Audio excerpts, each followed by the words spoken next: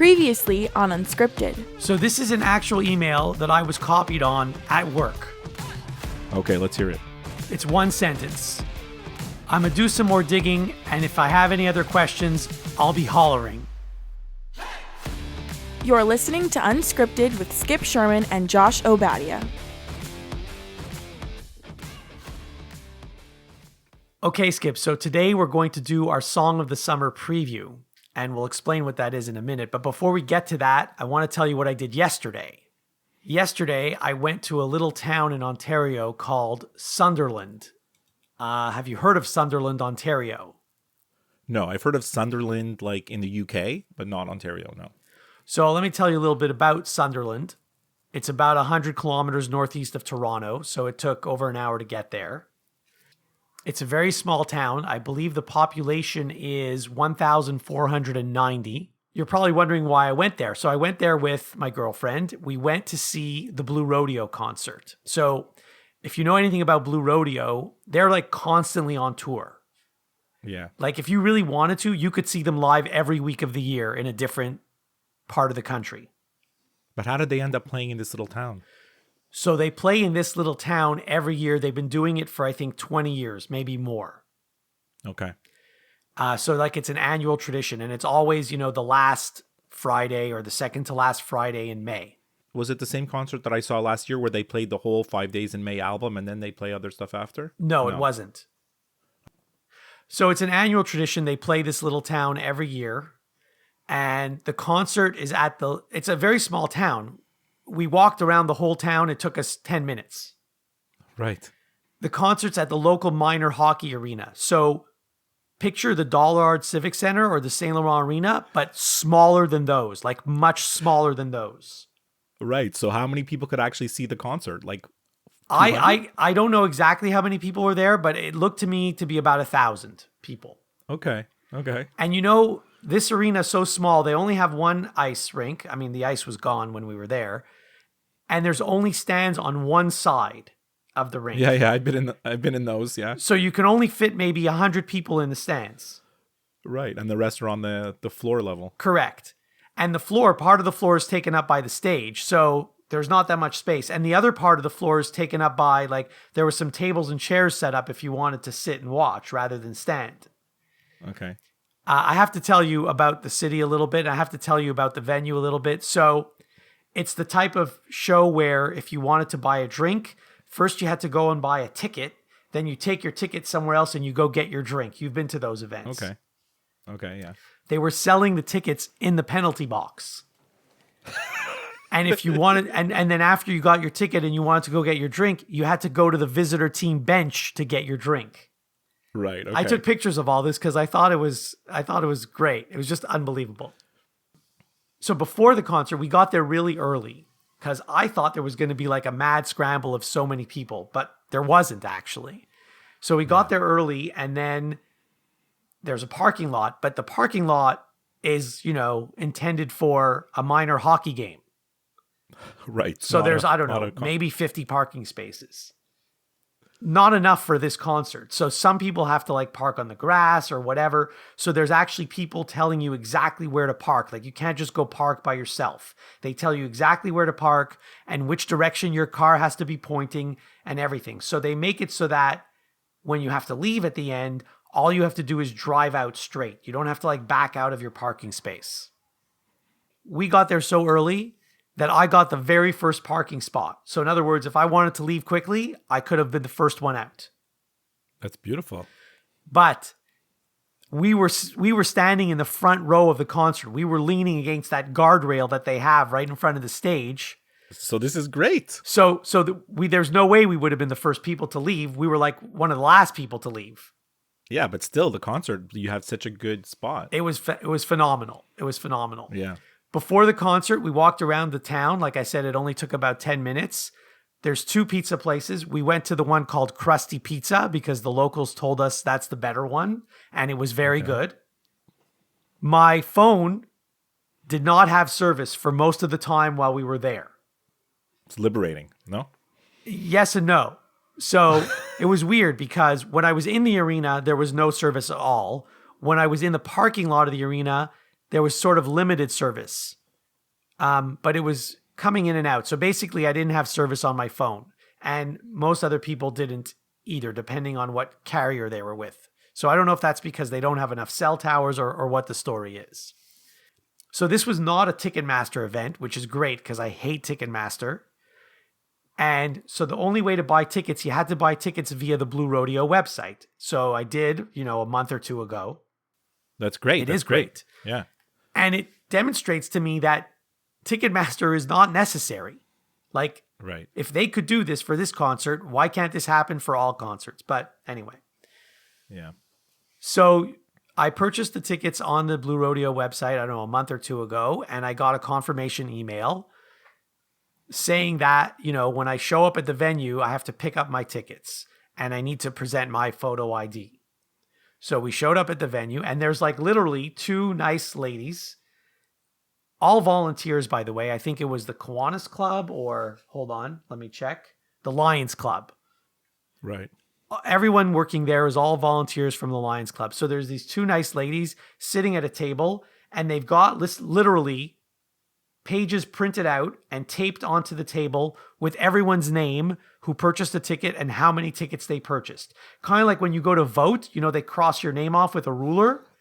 That's exactly how this was. Like, talk about small town stuff. Yeah, this is like you're going back in time. Like, this kind of stuff doesn't exist anymore. Exactly. It doesn't, which is why it was so cool. And then they actually give you a physical ticket. I'm going to show it to you here. This is the nicest ticket I've ever seen for a concert in my life. That's unbelievable. It's cardboard. It's not just paper. Yeah. And it's sort of laminated, and it even has something on the back. I don't know if you can see like this thing on the back. I see it. Yeah. It says the Lion Club. Anyway, this is the coolest ticket. So the thing is, they're not numbered or anything. They're all identical. So when you go into the venue, they take your ticket from you because I guess they don't want you going out and giving someone else a free ticket, right? And then they give everyone these wristbands. And then because everyone liked the tickets and wanted them, on your way out, you could get your ticket back. I love it. Which I did. Collector's items. Yeah, exactly. Okay, but how about the concert? Was it good? Hold on, I'll get to that. So then there's the merch table. Now, I don't know when the last time you went to a concert was, but the merch table was ridiculous because, they had a hoodie, a sweatshirt with a hood. How much do you think that should cost? $85. It was $120. I mean, I was at the Blue Rodeo concert here in Montreal, and I saw the merch was very small little table. They actually didn't have very much stuff. And actually, most of the stuff they were selling was actual vinyl albums or stuff like this. Yes, they were selling vinyl albums, I think, for $50. Not so much like t-shirts and clothing. The clothing stuff didn't really look that good, to be honest. Anyway, they had tank tops for $40, a little tote bag for $20.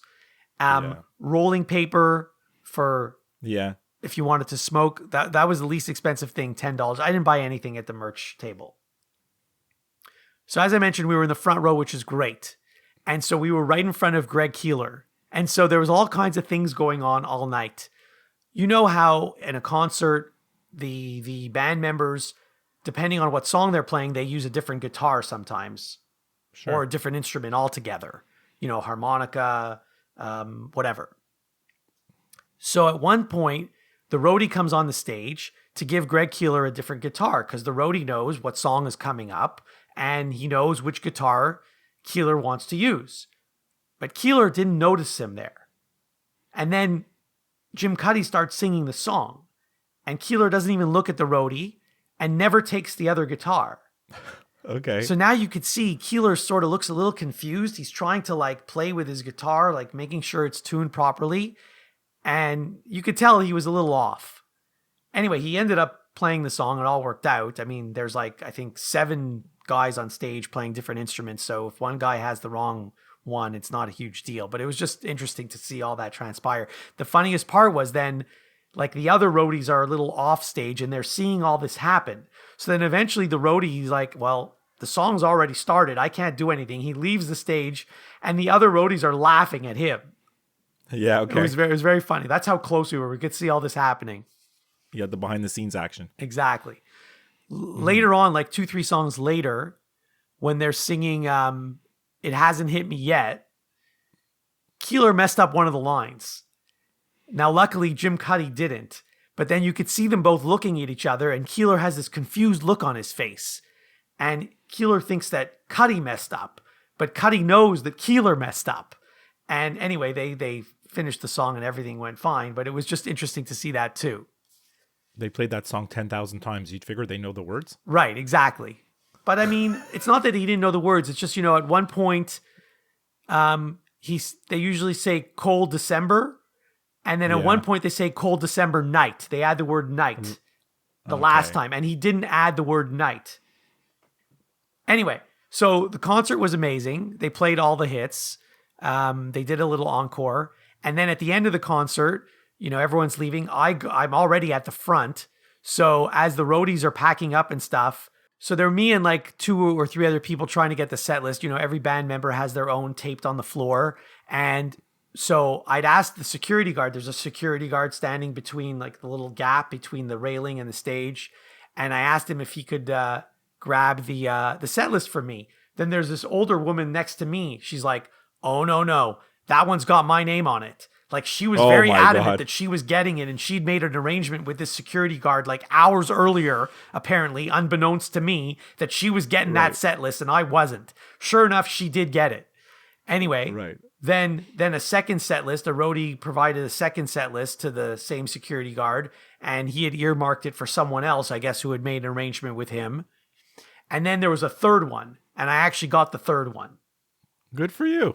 So, what are you going to do with it? I don't know what I'm going to do with it, but at least I got it. And then as I'm walking out, people see me holding it, like people that I don't know. And they're like, oh, that's cool. Can I take a picture of it? So I let them take a picture of it. What's the big deal? It's just, Was it accurate? Do you know? Like, was the set list exactly what they played? I mean, I didn't write down the songs as they were singing them, but it seemed pretty accurate to me. Like it even showed, the encore, and they played 3 songs during the encore.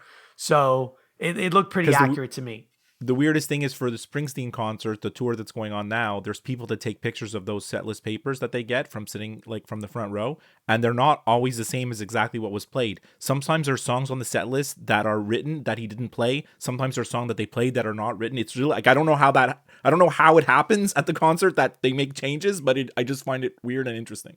Yeah. Well, like he calls an audible, like the quarterback at the line of scrimmage. Exactly. Yeah. Right. Anyways, I'm glad you got to see Blue Rodeo. They're like an iconic Canadian band, and like I'm sure it's weird, right? You're going to a concert, like the concert goers are our age or older. We were one of the youngest people there. Yes. Yeah. There were a few younger than us, but not many. And just, I mean, I've seen Blue Rodeo a few times, so that's not the big deal. But the big deal was because it's in such a small town, in such a small venue, and it made it so much cooler than any other time I've seen them. Like I was literally right in the front row. It's amazing experience. I'm very jealous that you got to see that. It was very cool. So now that I've gone on too long about that, tell me if we have any listener mail. Mailbag. So Stephanie from Montreal send us congrats on episode number 300. You guys make me laugh. You guys are great. Thank you so much, Stephanie. That was really awesome. Thank you, Stephanie. And then she gave some pics of her songs from 2016. I don't even know some of these songs. You didn't know half of mine either. I didn't know any of yours. All Time Low by John Bellion, Car Radio, 21 Pilots, Closer by Chainsmokers and Halsey. That was on my list. Take Me to the Church by Hozier. Actually a really good song. Human by Rag and Bone, and Million Reasons by Lady Gaga. It's nice to go back in time. 2016 seems like it's just 2 years ago, but really it's 8 years ago. It's true. It doesn't seem like that long ago, and then it does seem like such a long time ago. Yeah. Which makes no sense at all. Yeah, exactly. We got a really great email from Jeff from California. I've been listening and enjoying the show for years, maybe not all 300. Sort of like comfort food for me, and great chemistry between Skip and Josh. Keep it up and keep it going. Thank you, Jeff. That's really, Thanks, really Jeff. Nice. And then Jason from Montreal, 300 episodes. Awesome. Must say, I really respect Josh's passion for the indie music. Grateful he and I are not embarking on a road trip together anytime soon. Keep up the great work, and great mail, Derek. Thanks for that. Yeah. So yeah, that's the listener mail. Okay, great. We'll be right back after this to do our Song of the Summer preview. You're listening to Unscripted. Are you taking a month-long vacation in the stratosphere and you know how hard it is to hold your breath? Are you the cosmic kid in full costume dress? You've got a nice little place in the podcast universe with Set Listing Bruce. Set Listing Bruce is your podcast for all things Bruce Springsteen fandom. We discuss his music, we talk about his tour, and we also talk to fans of other musicians and share their story of their passion, their fandom, and the way that their favorite artist music makes them feel. Set Listing Bruce, a Bruce Springsteen fan podcast, is available wherever you find podcasts. Remember, there is magic in the night. And now, back to Unscripted. Okay, Skip, we're back. So you texted me earlier in the week. We're deciding on the topic. And you said, why don't we do songs that came out in 2024? And my initial reaction was like, I don't think I could do that. Like, I don't think I would be able to get like any decent list. And then the chat continued, and then you said something like, why don't we make it like the songs of the summer, which is a topic that we mention every year, or I mention every year, like we talk about in my household, how there's always a song that you hear on the radio that becomes a song of the summer. I think a lot of people, you can go online and people make their lists of songs in the summer. So then when you phrased it that way, I was like, okay, let's do it. I'll be able to come up with 5 for sure. I had like 3 off the top of my head, so scrambling for another 2 shouldn't be too hard. And I did come up with like a decent list, so I'm kind of happy about my list. Although I am really worried that, based on last week's episode, like I feel like I'm gonna have 5 songs that people are gonna know.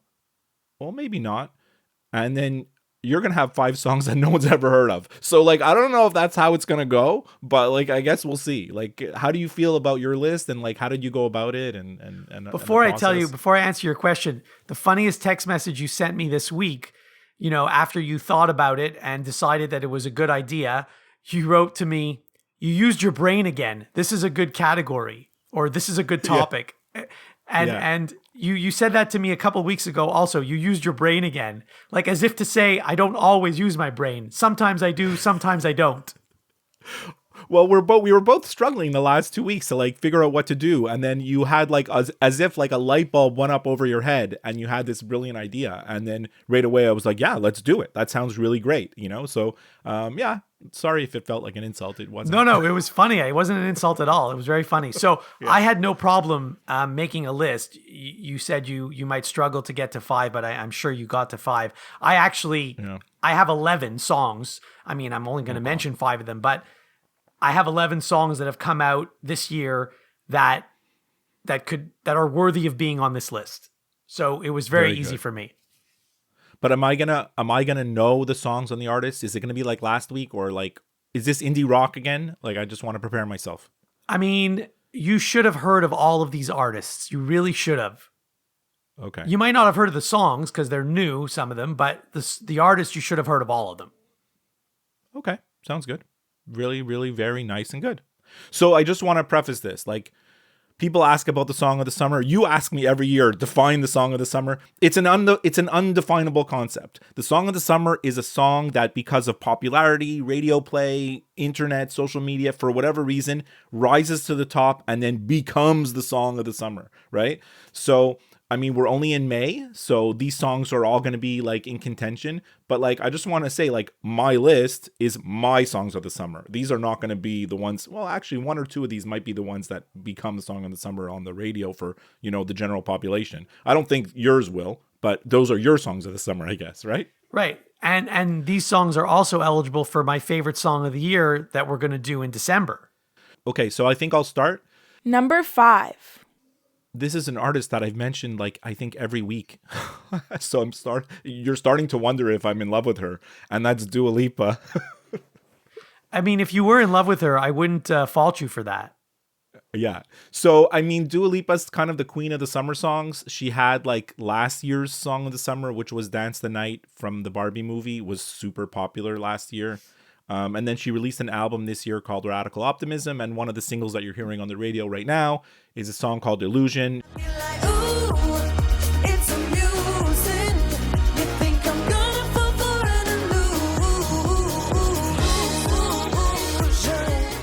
And I think Illusion is like one of these songs that's going to be another one of these Dua Lipa kind of like bubblegum dance pop hits that gets in your head and you can never get out of it. And somehow, even if you don't like her, if you hear it on the radio, you might turn it up because it's fun. And that's what Dua Lipa's all about. So that's my number 5. Okay, so I'm going to start it off with Neon Pill by Cage the Elephant.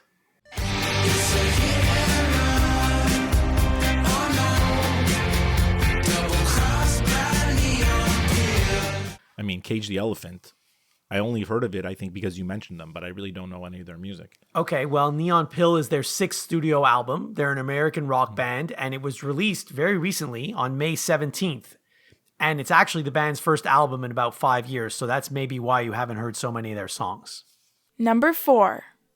So, number 4 for me, it's crazy, Josh. Lenny Kravitz, and the song is called Human.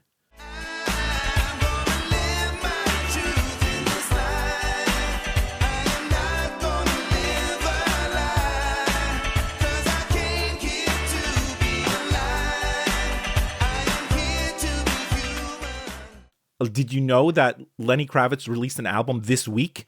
I didn't know. I didn't know he was still recording new stuff.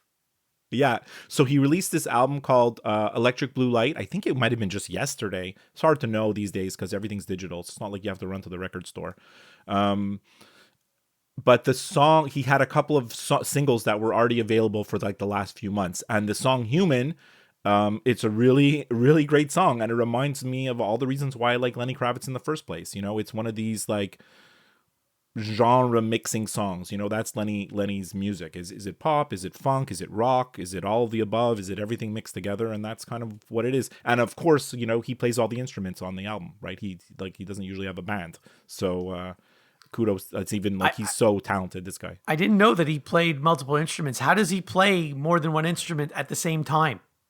Well, that's how, I mean, if you read his bio, I listened to a podcast about him once, and but before he ever released his first album, he was playing instruments on other people's music. And then his friends told him, why don't you just release your own album? And he didn't have a band, so he did it all himself. So basically, you know, he plays all the drum tracks, then he plays all the piano tracks, and then he plays and then he mixes, you know, and then he mixes the guitar tracks, and then he mixes it all together, right? So, and then the vocals and everything. So, I mean, he's really, really talented. So I would advise everybody to check out this new album because the songs that I've heard so far are really good. So when he plays live, I saw him playing live at the Grey Cup one year. Yeah. And when he plays live, he has other band members with him. Yeah, 100%. Yeah. Okay, next is Goon by Dear Rouge.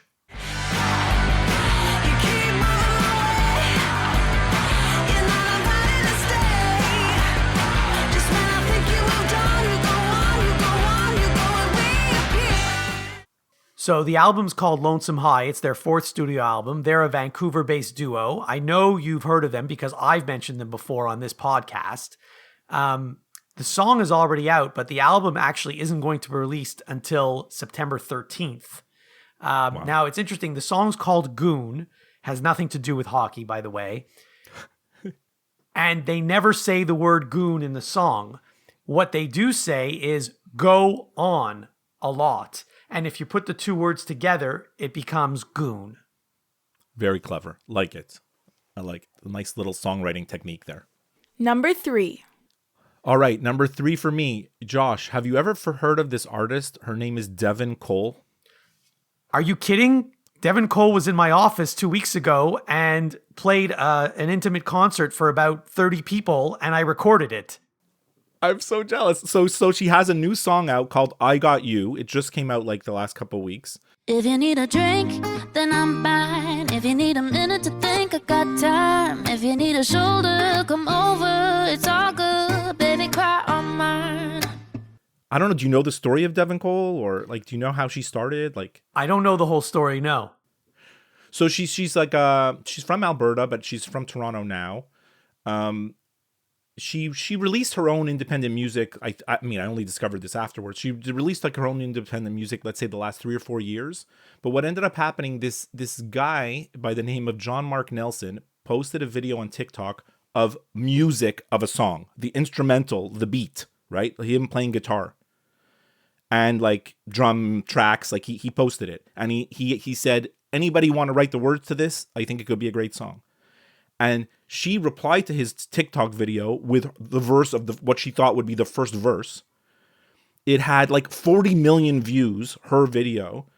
And eventually she released the whole song, and then they collaborated together, never actually being together in person. Like he did the music, she did the lyrics, they mixed it together. And that became like how she got known. And I actually heard it on the radio here, and I was shocked, because I thought it was just this internet song basically. And that she toured this year. She opened for Charlotte Cardin, which is like a big deal. That is a big deal. I didn't know that. She's still on tour. I think she's coming to Toronto in this summer some point. She is because I follow her on Instagram, so I see all her stuff. Anyways, so the song, her new song is called I Got You. I think it's the best song that she's ever written. All her stuff is super pop. It's like she has like she has her own style of music. It's really pop. And I Got You, I think it's like a really amazing pop single, like, that's gonna definitely like put you in a good mood for the summer. Okay, great. Okay, next on my list, Beautiful People by the Black Keys.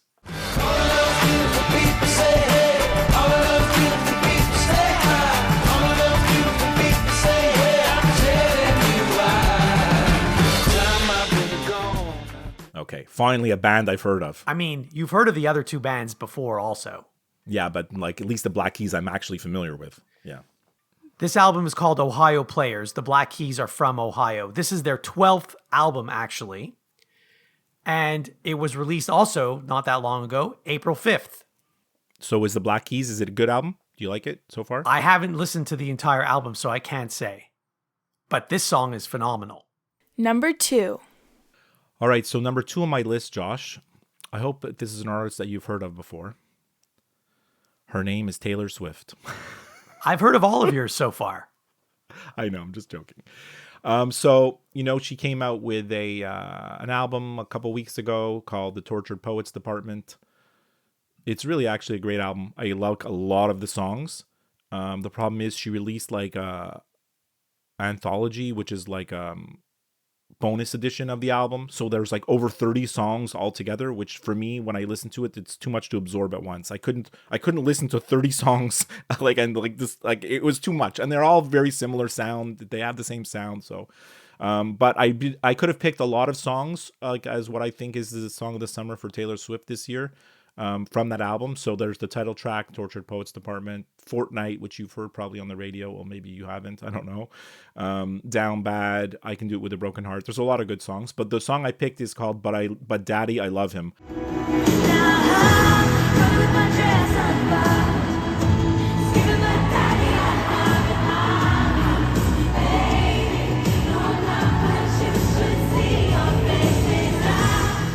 I think it's like really infectious. I think it's like a upbeat kind of, more an upbeat kind of song, especially like the chorus. And I can see videos online, like she's playing it now in the tour. Like she's incorporated some of the songs from the new album in the tour, and you can see that this song's really a fan favorite on the tour now. So I really like the song. Okay, cool. I'm sure your daughter will approve. Yes, 100%. We're flying through this list. Next for me is Mustang by Kings of Leon.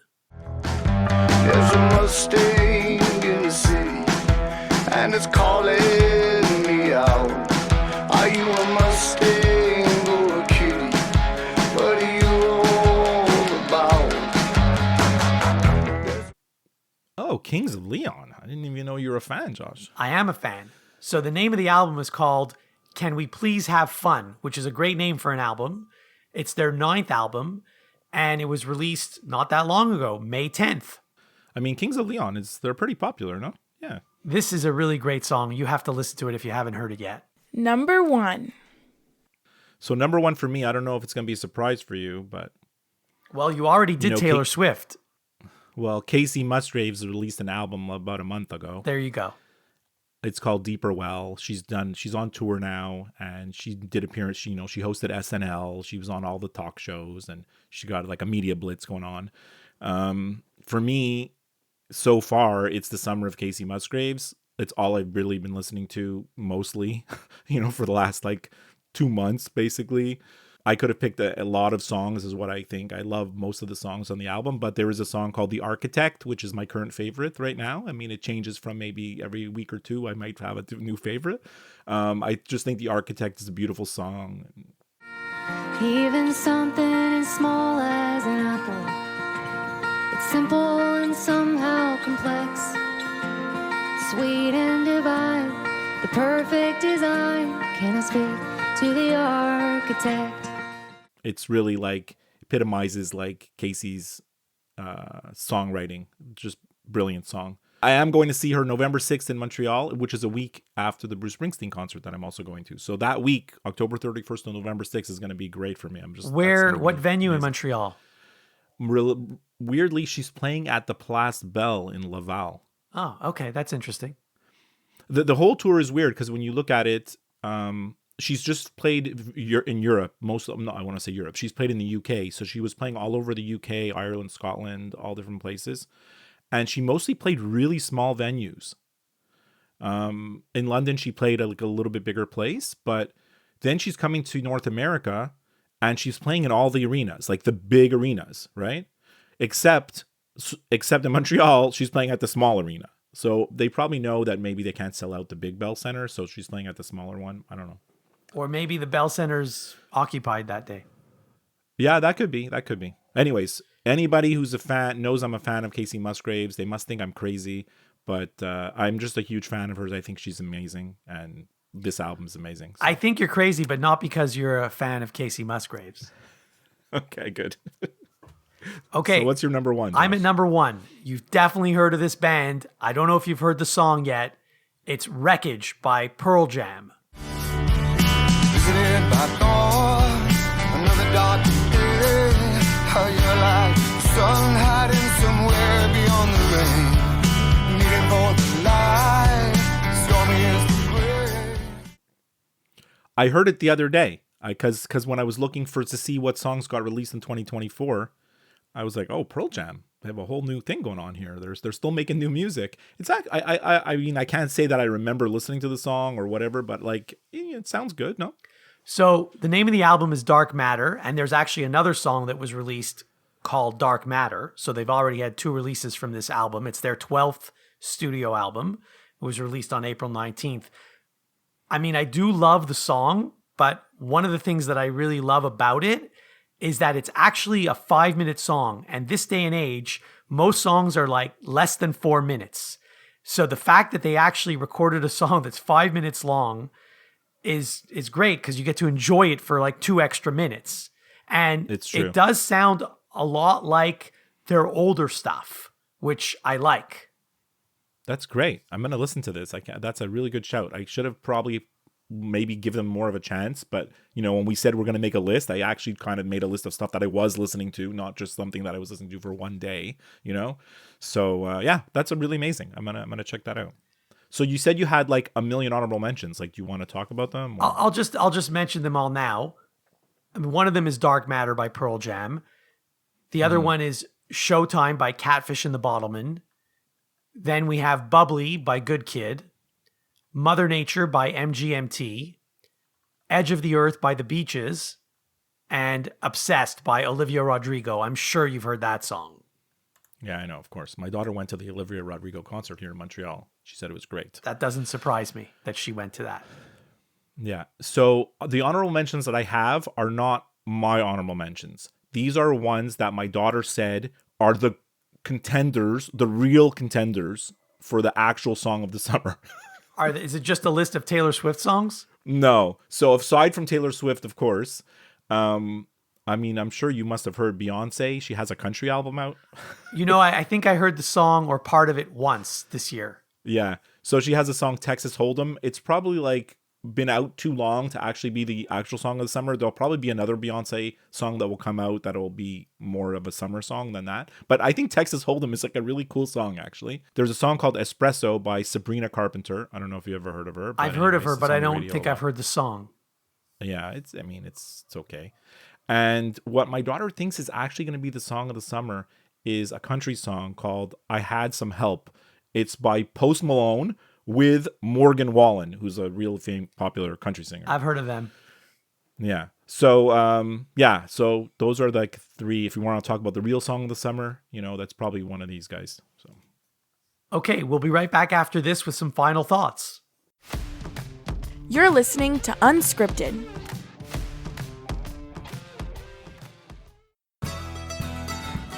Do you know John Hyatt songs? Maybe you know them from being covered by Roseanne Cash, Three Dog Night, the Neville Brothers, Emmylou Harris, Eric Clapton, B.B. King, Jeff Healey, Bonnie Raitt, or literally hundreds of others. Maybe you have some of his albums on your shelf or in your cow-horned Cadillac right now. I'm Jesse Jackson. And I'm Sylvan Groff. And we're going to dive in from A to Z. Join us on the Perfectly Good podcast. We're going to discuss all of your favorites and uncover some forgotten gems, from Aces Up Your Sleeve to Zero House. Rate and debate every John Hyatt song on the Perfectly Good podcast. Have a little faith. Unscripted with Skip and Josh is available wherever you listen to podcasts. If you listen to the show through Apple Podcasts, please leave a review. To interact with the show, send an email to skipandjoshshow@gmail.com. Follow the show on Twitter and go to Facebook to like the show page. And now, some final thoughts from the guys. So there's a really good podcast out that I discovered this week that I really want to recommend. And it's called McCartney, A Life in Lyrics. And it's interviews with Paul McCartney, this guy who was interviewing. I've never heard of him. I don't know who he is, a British guy. And each episode is one song. And Paul just talks about how he wrote the song. And some of the stuff is incredible. Some of the stuff is like, how could he think of this and how it came about? And it's really, really well done. And they explain in the first episode that it wasn't intended to be a podcast. This guy was writing a book about Paul McCartney. So these are all the recordings of the interviews. So the recordings are not even high quality. In fact, in some of the episodes, they're eating food at the same time. You could hear them eating. The doorbell rings. Weird That's stuff great. happens. It wasn't intended to be a podcast, but then they turned it into it. So if you're a fan of the Beatles or Paul McCartney or just the process of songwriting, it's really a must listen, I think. And now also the other thing, music related, Josh, did you hear, you're not on Apple Music or anything, but did you hear that Apple convened this panel and they released the top 100 albums of all time, according to Apple Music? I didn't hear this, but doesn't Rolling Stone do that all the time? Yeah, it's just the same idea. They got a group of experts together and they made the ratings, and of course these lists serve no purpose other than to piss people off, right? Because there's no one that's ever going to be happy. But do you want to hear the top 10? I wrote down. Yeah, the top let's 10. hear it. Okay, so these are the top 10 albums of all time according to Apple. Before you start your list, is Led Zeppelin in there? They're not in the top 10, but they're in the 100. They're in I think Led Zeppelin 2 is somewhere between 11 and 20, I think, actually. Yeah. Okay. So Lemonade by Beyonce, Nevermind by Nirvana, Back to Black by Amy Winehouse, Good Kid by Kendrick Lamar, Songs in the Key of Life, Stevie Wonder, Blonde by Frank Ocean, Purple Rain by Prince, Abbey Road, The Beatles, Thriller, Michael Jackson, and the number one is The Miseducation of Lauryn Hill by Lauryn Hill. I'm stunned. I'm just stunned. Of those 10 that you mentioned, maybe half of them deserve to be there. I kind of agree with that. The thing is, when Rolling Stone comes out with their lists, it's very rock based, right? Whereas Apple's really done a good job of combining hip hop, pop music, everything, right? All the genres, which actually makes the list much, much harder. So just of note, I wrote down some artists that me and you, well, mostly me, pay attention to. So Taylor Swift's 1989 album is number 18. Born to Run by Bruce Springsteen's number 22. Oasis, What's the Story, Morning Glory, an album that we've mentioned often, is number 58. The Smiths, The Queen is Dead, is number 66. And Casey Musgrave's Golden Hour album is number 85. Okay, that's great. That's interesting. Yeah. I mean, it's if you want to like have an interesting read today, just look up Apple Top 100 albums and look through them. It's like I always enjoy these kind of lists, you know, even for whatever reason. You know? Yeah. Do you have 7-Eleven in your province? No, we don't. And I saw a crazy commercial for 7-Eleven last night with some kind of Slurpee contest. So yes, this is why I wanted to mention this, because apparently if you go to 7-Eleven and you buy a Slurpee, you could enter for a chance to win a Tetris gaming device. And I've seen it online only. I haven't seen it in person. So it looks like a cup, like a Slurpee cup, but it's actually a game. Like it's a Tetris game. I don't understand it. I saw the commercial last night and I was like, what is this? At first I didn't understand what was going on. And then I realized what it was. So like, no, we don't have 7-Eleven here. So like, forget it. I can't get it. I want that Tetris thing so badly. Like, so do I. I saw this. I'm like, I need to have this. They showed it at the end of the commercial. I'm like, I want that. I need to have that thing. It looks so good, but like, how can you get it? You know what's going to happen? People are going to win them or get them somehow. How many they're giving? 1,000 or something? 1,800. Right? Those are going to end up on eBay. 100%. And they're all going to be sold for like hundreds and hundreds. Absolutely. Yeah. So maybe I'll get one. The contest ends June 25th. You may need to make a trip to Ontario. Yeah. Jesus. Okay. But you have to buy a Slurpee, right? I'm not even sure if you have to purchase anything. I think you might be able to enter online. I'll send you the link. Okay. Good. As long as you join, 7-Eleven has their rewards thing, like every company does. Yeah, but I guarantee you when you read the small print there, it's going to say not available to residents of North Korea, Myanmar, Albania, like all the worst countries in the world, and the province of Quebec. Right. Like I guarantee you that's what it's going to say. Oh, 100%. Yeah. Quebec is never eligible for any of these things. So I'll try to win 2 and give you one of them. Okay, that's awesome. I can't wait. All right, Josh, it was great talking with you today about the potential songs of the summer. We'll see how things shake out. And I'll speak to you next time. Have a great week.